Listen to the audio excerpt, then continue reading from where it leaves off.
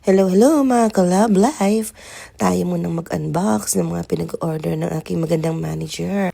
O diba, siya na nag-order, siya pa ang nag-unbox. Siyempre, tinulungan pa tayo ng isa pa nating ka-work. Ayun na nga, bukod sa pag-unbox, siyempre, i-check natin kung okay ba yung mga items, kung kompleto ba yung na-order natin.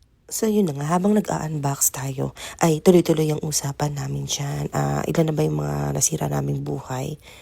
Mga 3, charot. At tinulungan ko na nga sila ditong mag-label. Ganito pala yung feeling pag ang ina-unbox mo yung reagent. Di pala masaya. Charot. Buti sana kung ang i-unbox mo sapatos, damit, bag, ganun.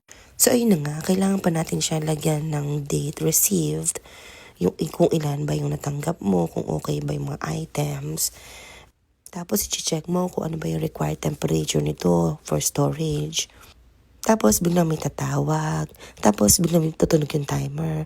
Tapos biglang magre-ring yung doorbell. Tapos naputol na yung video kasi nabisin na kami. Bye!